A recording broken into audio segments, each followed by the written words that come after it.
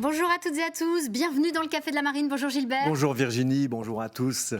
Nous sommes à Brest où nous avons assisté aujourd'hui à l'arrivée triomphale de Charles Caudrelier, le skipper du Maxi Edmond Rothschild, vainqueur de l'Arkea Ultimate Challenge Brest, la première course autour du monde en solitaire et en ultime.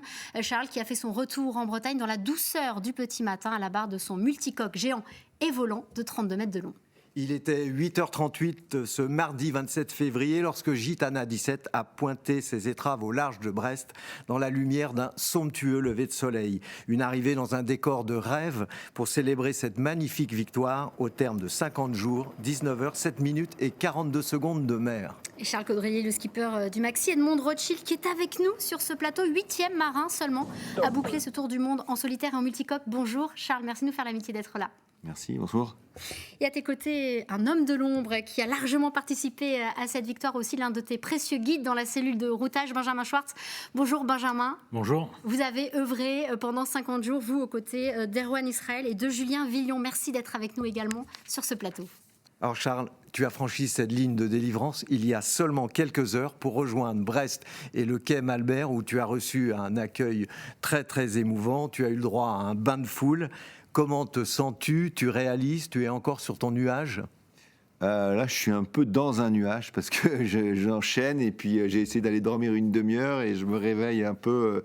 Je vous avouerai que là, il y a la fatigue, il y a un petit contre-coup. Donc, comment ça se fait ressentir? Ouais, ça se sent, mais bon, après, il y a tellement d'euphorie, tellement de joie et puis de retrouver les siens, de retrouver l'équipe et de partager ça ensemble, c'est magique. C'est des moments magiques. Alors c'est un moment magique et particulier aussi parce que tu l'as dit, tu as été très heureux sur ce bateau.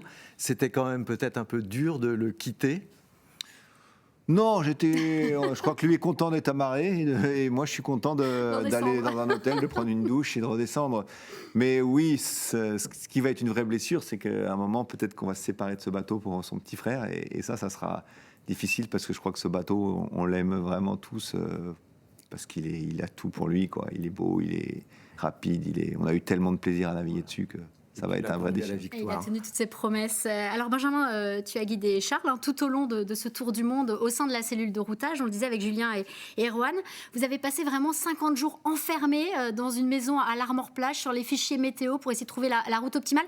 Je veux dire, c'est un peu la délivrance aussi. Et puis c'est aussi votre victoire et celle de toute l'équipe. Charles l'a souligné. Oui, effectivement, on sort juste de notre confinement de 50 jours qui a duré tout ce tour du monde.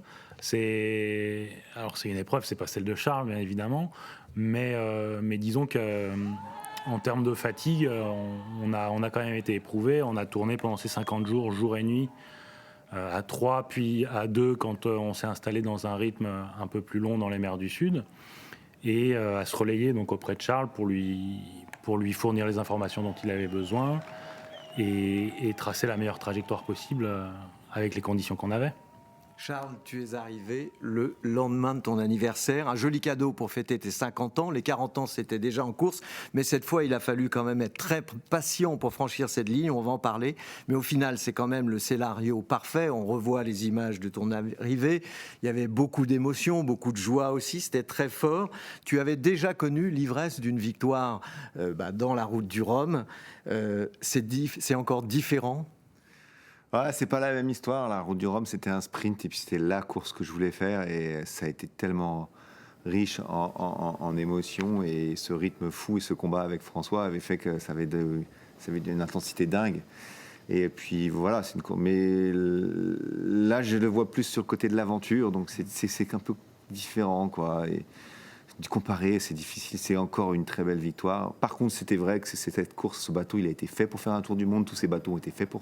L'idée, c'était ça à la base. Oui. Et puis après, on a commencé à faire d'autres courses, mais l'idée, c'était de se battre un jour autour du monde.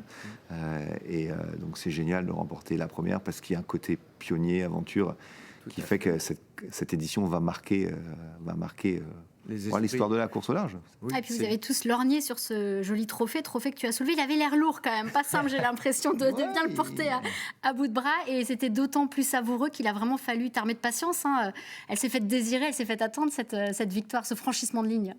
Ouais, c'est ça qui a été compliqué, c'est que j'ai mis un temps fou pour partir du Pacifique. Entrée de Pacifique, je suis même presque dans les temps du record, je crois, même. et voire même peut-être On mieux en avance sur ce record. T'as enchaîné 2 records Et, avant l'heure, ouais. et là, d'un seul coup, tout se... Alors, on n'a pas pris de risque, on a géré aussi, donc peut-être qu'en record, on aurait tenté de passer à des moments où... Et encore, je ne sais pas, c'était vraiment compliqué au Cap Horn.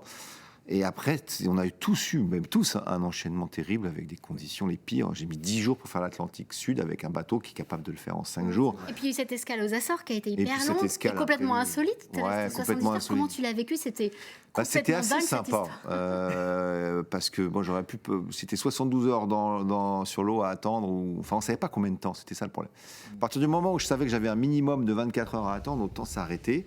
C'était une déception, mais il a fallu s'asseoir un peu sur son ego, sur le panache de faire un tour du monde sans s'arrêter, d'être le seul à pas s'arrêter. Oui, tu aurais aimé être Pour le seul à pas concrétiser. t'arrêter. À un moment, j'ai été pragmatique et puis j'ai dit je m'arrête.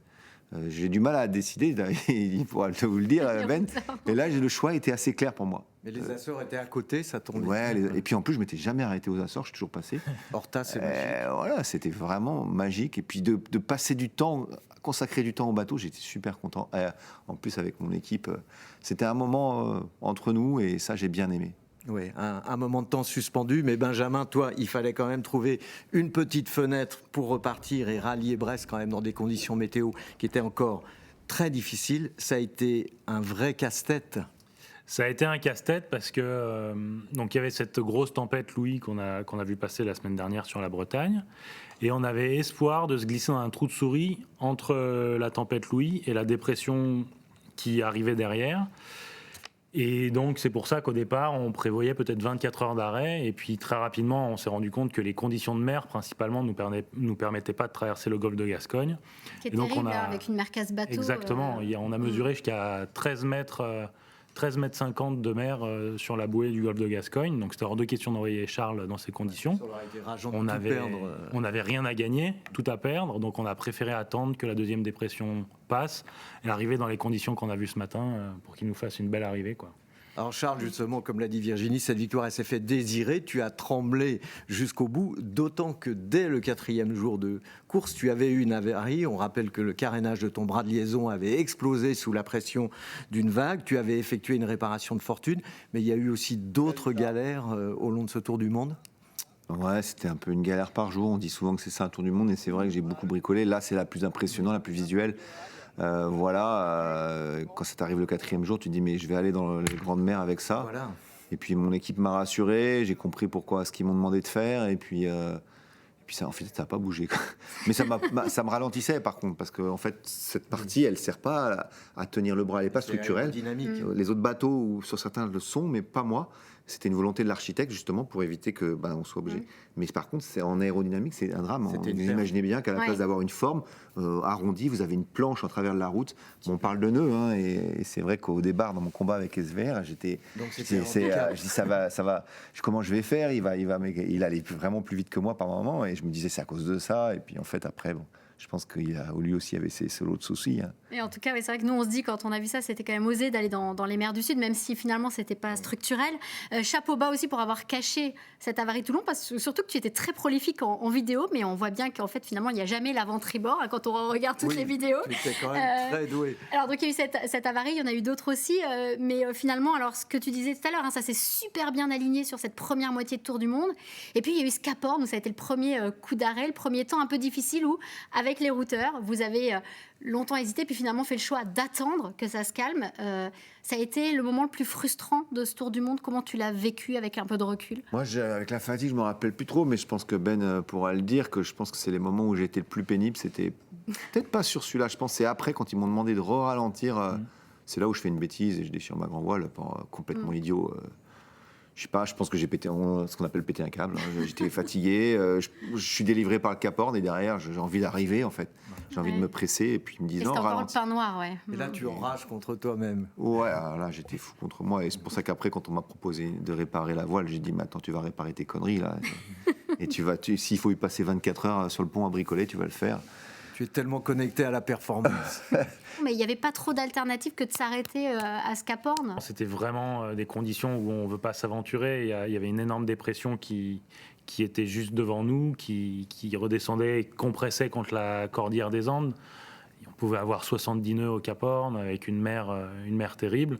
Et surtout, si jamais on arrivait à se glisser devant cette dépression et passer le Cap Horn, on se faisait cueillir de l'autre côté au près, sans échappatoire, parce que vous avez vu sur la cartographie, le couloir était extrêmement étroit entre la zone des glaces et la terre de feu. Donc c'était hors de question de s'aventurer dans ce guet-apens, effectivement. Alors Charles, tu as quand même finalement passé ce Cap Horn dans des conditions beaucoup plus maniables, 2 jours en plus près du rocher. Tu l'avais déjà doublé en équipage lors de The Ocean Race, mais c'était ta première en solitaire, à la barre du premier trimaran volant à doubler ce cap mythique. Est-ce que c'est le plus beau souvenir ? Ouais, c'est ce que j'avais dit à l'équipe. J'ai dit, même si on ne gagne pas cette course, on la finit pas, il y aura toujours ce truc-là qui est magique, passer le Cap Horn en tête sur un bateau. Ça restera gravé dans l'histoire de ce bateau, de la mienne et celle de l'équipe. Et puis c'est vrai que j'ai beaucoup attendu, mais après ça valait le coup parce que on voit les images là de et à l'arrivée c'est pareil. Là j'ai rongé mon frein, j'aurais pu arriver hier soir et j'ai dit non, on va faire l'arrivée parfaite. À chaque fois que je fais une arrivée, il se passe des galères, il se passe un truc. Et là je me suis dit bon, je vais essayer de faire une arrivée parfaite pour l'équipe, pour tout le monde, voilà. Et on a réussi. C'est le scénario parfait. Merci Charles, on va être obligé de te libérer parce que le marathon continue. Un immense merci d'être passé sur ce plateau, encore un immense bravo pour cette magnifique victoire amplement méritée sur ce magnifique bateau, le Maxi Edmond Rothschild Gitana 17. On va garder ton routeur Benjamin parce qu'on a encore des questions à lui poser. On te laisse filer, on va revoir ton émotion au passage du Horn. Voilà le fameux Cap Horn. Juste là. Voilà. Derrière moi. Devant les étraves du Maxi Edmond Rothschild. Premier à passer le Cap Horn. Premier bateau volant à passer le Cap Horn. Il est dingue, il est juste là. Voilà, profitez-en, c'est rare de le voir de si près. Et avec autant de beau temps. En live, le Cap Horn. Hop là!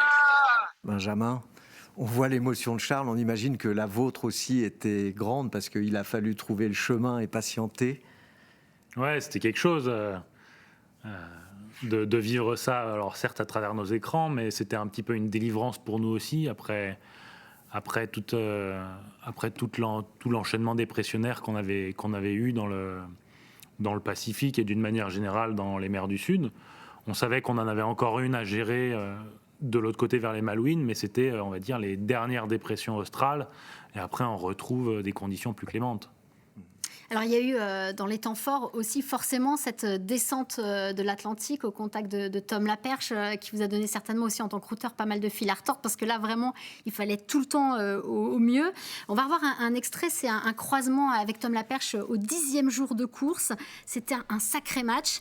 Ça a participé aussi à la décision de ne surtout pas s'arrêter quand Charles a parlé de son avarie au niveau du bras. Voilà, il fallait vraiment ne rien laisser... Pas nécessairement. Cette avarie du bras, elle était certes impressionnante quand on reçoit l'image sur le groupe avec un morceau de carbone comme ça et Charles demande c'est quoi ça. Forcément, on est tous surpris. Ensuite, il réalise que c'est effectivement le carénage du bras avant. Donc c'est absolument pas structurel, comme Charles l'a dit. Tout de suite, l'équipe technique, donc en contact avec les architectes, tout ça, ils ont fait un point sur les potentielles suites de cette avarie. Et on s'est tout de suite rendu compte que Charles pouvait faire quelque chose à bord et que ça l'impacterait de manière négligeable sur leur performance. Alors Charles dit des nœuds. Bon, c'est un des 4 carénages, donc c'est un peu moins que des nœuds quand même. Des micro-nœuds. Mais il a quand même fallu tenir compte un peu de ces petits soucis dans vos choix de route, dans vos prises de décision. Bien évidemment, c'est une course d'endurance, un tour du monde. Donc c'est sûr que quand on l'a bien vu d'ailleurs sur les vitesses du bateau, quand on a perdu Tom sur la course, on a tout de suite levé le pied Et on est passé dans une optique vraiment de marathon plutôt que de sprint comme on avait commencé ces 15 jours avec Tom, quoi. Et oui, justement, on allait y venir. C'est ce qu'il disait, hein, que c'était pas un rythme de tour du Ouais, monde et c'était- qu'il fallait y aller plus tranquillement. C'est vraiment une des phrases qu'a dit Charles. Et il n'a cessé de répéter ensuite, je veux amener mon bateau Horn Ouais. dans le meilleur état possible. C'est pas l'objectif, c'est pas de battre un record. Dans sa gestion de la course aussi, alors on lui demandait s'il avait découvert des choses qu'il ne savait pas sur lui-même. Vous connaissiez pas forcément énormément Charles avant d'être son routeur comme ça. Qu'est-ce qui vous a surpris chez lui? Est-ce que quelque chose vous a étonné? Il y a deux choses. Moi, c'est la première fois que je le routais. Après, Charles, je le connais parce que j'étais dans son équipe sur l'Ocean Race en 2017-18. Mais il y a deux choses qui m'ont étonné. La première, c'est qu'effectivement, il le dit lui-même, hein, il doute énormément. Donc même quand on avait 3500 000 d'avance sur nos concurrents, il nous demandait en permanence de les router, de s'assurer qu'ils ne revenaient pas. Ouais, c'était un petit peu un doute constant. Et je pense que c'est quelque chose qui est dur pour lui à vivre en mer parce que du coup, il se met une pression supplémentaire qu'il n'a pas forcément besoin d'avoir pour faire marcher son bateau. Et à l'inverse, il a fait preuve d'une capacité de résilience énorme face aux problèmes techniques qu'il a eu. À chaque fois qu'on a eu un coup de mou sur le plan technique ou quoi, il a su se remobiliser, trouver une énergie de fou. Parce que ce qu'on ne se rend pas compte, c'est que quand on a à bricoler sur un bateau comme ça, c'est en fait, on le prend ce temps de bricolage sur le temps de sommeil. Donc ça veut dire que c'est du temps de sommeil en moins, on se met dans le rouge sur la récupération. Et derrière, il a réussi à maintenir le rythme et vraiment à se battre dans les moindres détails en permanence. Et ça, c'est quelque chose qui est impressionnant, même à voir et à travailler avec lui, c'est sûr. Justement, tu disais que tu as été à bord avec lui sur The Ocean Race. J'étais dans l'équipe technique. Tu étais dans l'équipe technique. Tu l'as vu évoluer. Et puis là, tu as le sentiment quand même qu'il est un peu dans la plénitude de son talent de marin. Il dit que lui, son meilleur ennemi, c'est parfois lui parce qu'il est tout le temps... Mais c'est son stress aussi qui le tire vers le haut. Oui, je pense que c'est une de ses caractéristiques. Effectivement, il a sûrement besoin de cette pression pour naviguer à 100% et donner le meilleur de lui-même. Après, voilà, comme il l'a dit, ça nous a joué un tour après le Cap Horn. Donc en fait, on passe le détroit de Lemaire. Il n'y avait pas de vent dans le détroit de Lemaire. Il avait peur de rester bloqué dans la pétole, alors que depuis 24 heures avant le Cap Horn, on lui disait, Charles, après le Cap Horn, il va falloir ralentir pour laisser passer une dépression. En plus, il y avait ces problèmes de glace à l'est des Malouines. Et donc, on a essayé de le forcer à ralentir. Et il a trop traîné à ralentir. Il ne voulait pas. Et au final, on s'est fait un petit peu coffrer par la dépression. On s'est retrouvé dans 45 nœuds, dans une configuration. C'est le moment où il dit dans une vidéo on-board qu'il est allé trop sud parce qu'il n'a pas écouté ses routeurs et qu'il s'en veut parce qu'il a trop traîné, c'est ça? C'est là, en fait, c'est là où on déchire la grand voile. Ouais, d'accord.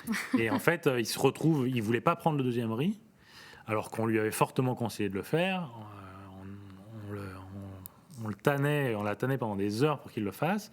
Et à un moment donné, quand il y a eu 45 nœuds, c'est là qu'il a décidé de prendre son riz parce que ça devenait vraiment chaud. Et dans la manœuvre, il y a eu un petit accroc dans la voile. Et voilà, après, derrière, comme je le dis, derrière, le lendemain, il a réparé la grand voile. Il a passé 8 heures dans la baume, à percer.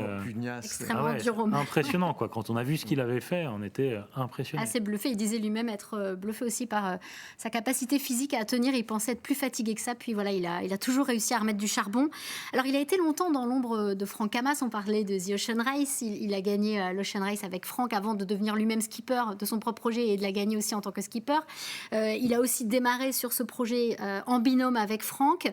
Il était assez attendu en solitaire finalement et il a vraiment montré tout son talent à la barre de cette machine. Il a répondu à toutes les attentes de l'équipe et du public. Exactement. Toutes ces échéances en solo, il les a gagnées magistralement. La route du Rhum et maintenant ce Tour du Monde.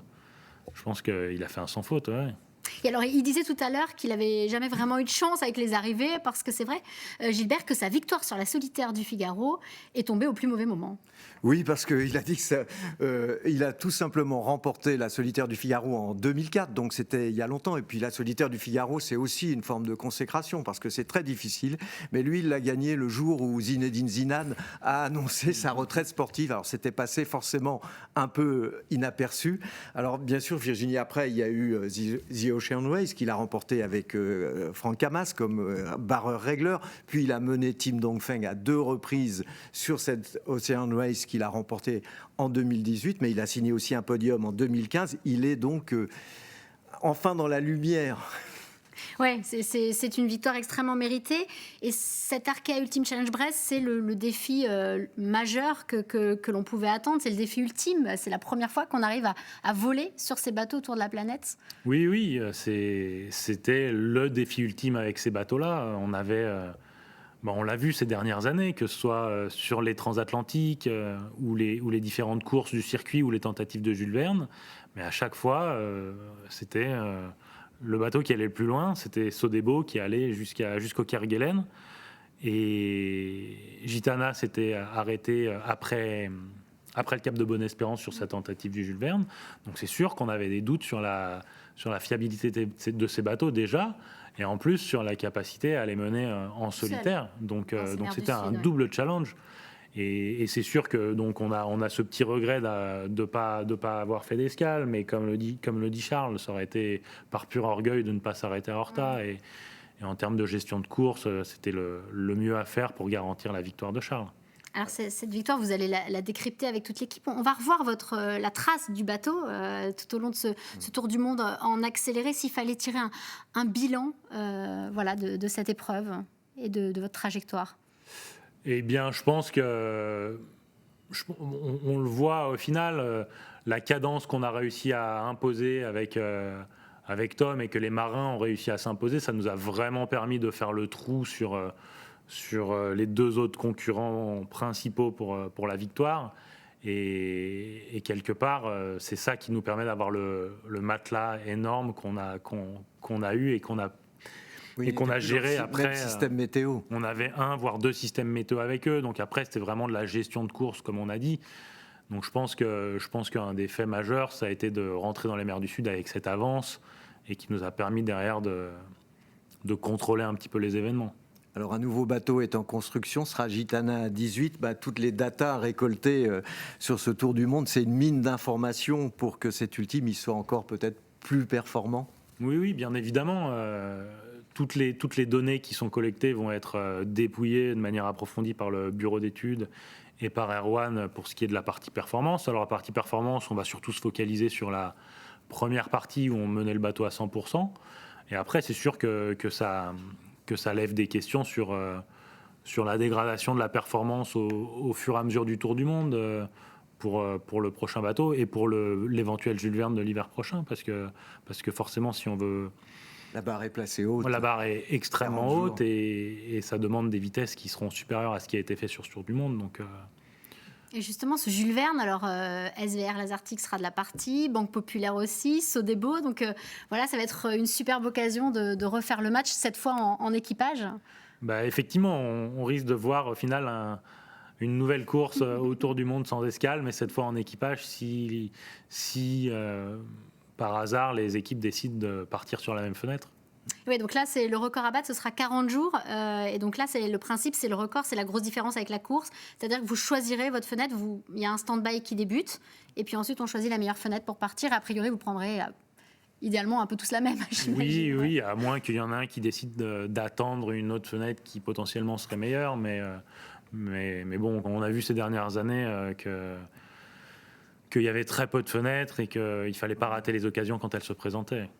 Oui, on a vu par le passé, d'ailleurs, il y a longtemps, mais que Orange de Bruno Perron et Olivier de Kersauzon s'épiaient pour partir à simplement quelques heures d'intervalle. Il faut rappeler que ce record, il est détenu par Francis Joyon. Voilà. Et alors, vous êtes resté, on va le rappeler quand même, 50 jours enfermés dans une petite maison à l'Armor-Plage avec Julien Villon et Erwan Israël. Vous repartiriez ensemble pour 50 jours comme ça en routage? Alors, ça va être plus excitant d'être sur le bateau, j'imagine. Oui, c'est sûr qu'on a un petit peu tous les désavantages de la course au large en faisant ce routage, sauf les inconvénients qui sont d'être sur le sauf les avantages qui sont d'être sur le bateau. Donc on a un peu les inconvénients, mais pas les avantages. Après, on se connaissait très bien. Erwan, j'ai fait un demi-tour du monde avec lui sur une tentative de Jules Verne. Julien, on navigue ensemble depuis 2 ans sur un trimaran aussi. Donc on s'est très très bien entendu et on savait qu'on avait des caractères qui s'accordaient très bien et sans hésiter, on le referait. Après, la question, c'est plus est-ce qu'on referait 50 jours enfermés dans une maison que tous les 3 ensemble. Et alors, de quoi vous avez envie? Parce qu'on a beaucoup posé la question à Charles lorsqu'il est arrivé au ponton, de quoi il avait le plus envie, comment il allait breaker là, les jours prochains. Ça va être un break pour vous aussi, voilà, vous avez beaucoup donné. Ouais. Comment est-ce que vous allez décompresser, récupérer? Je pense que je peux pour le coup parler pour Erwan et Julien aussi. Ce qui nous a vraiment manqué sur ce tour du monde, c'est de l'activité physique. On est quand même des sportifs professionnels et le fait de s'astreindre à ce régime particulier de quart dans une maison, il faut vraiment se faire violence pour ne serait-ce qu'aller courir 3 km. Et on se rend compte qu'avec le manque de sommeil, le rythme cardiaque est très élevé. Donc là, c'est, on va dire, place à la récupération et la reprise de l'activité physique qui nous fera le plus grand bien. Benjamin, merci d'être venu sur ce plateau, donc partager les émotions et le bonheur de cette victoire avec Charles Caudrelier, donc vainqueur de l'Arca Ultime Challenge Brest. Merci infiniment. Merci et à très bientôt.